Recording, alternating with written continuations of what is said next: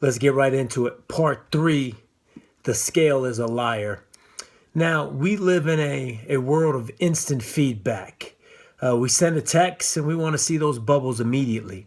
We order something online. We don't want it in 3 days. We want it overnight. We want it as fast as we can get it.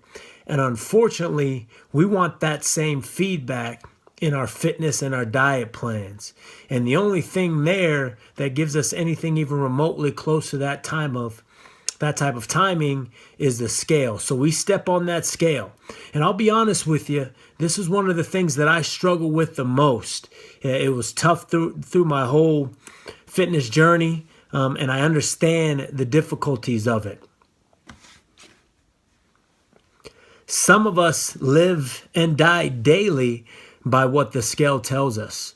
We step on it, and even some of you out there, I know, even before you step on it, say a small prayer, just praying to God that it gives you the information that you want, or gives you the validation that you need, that your diet's going right, that everything's working. But I'm here to tell you that the scale's lying to you. It's not telling you the story. And if you're lifting weights and if you're building muscle as well, then the scale is not going to give you the information that you're looking for. You know, I understand not everybody has access to a bod pod or some hydrostatic tanks that they can get dunked in or anything like that, but you have to use that scale the way it was meant to be used. I truly recommend that if you're starting a fitness journey, that you only use that scale maybe once a week. And you have to do it first thing in the morning, right when you get up, and do it consistently at that time so that when you look at it and can compare between the weeks, then you have, something that you can use. But you got to get away from that thing. I say that what you use is, how are your pants fitting? Go into your closet, grab that pair of jeans, whatever it is that you've got back there, your skinny jeans or your skinny days clothes that you have back there that you just won't throw away, and try those on. And every week, if you feel that you're starting to fit in them a little bit better, then that's what you're looking for. Don't look at that scale and let those digital numbers basically tell you that you're a loser or that you haven't worked hard enough. That scale is lying to you. It was week 6 of my plan where I really wasn't losing any weight. The pounds had been falling off like crazy. I was so excited. And then for some reason in week 6, just nothing. I didn't see anything happening. I was still dieting, was still working hard, and just couldn't see it happening. And I remember calling my coach and being a little distraught, saying, man, what's going on? I ain't losing no weight this week and all that good stuff. And, he told me one thing that stuck with me forever.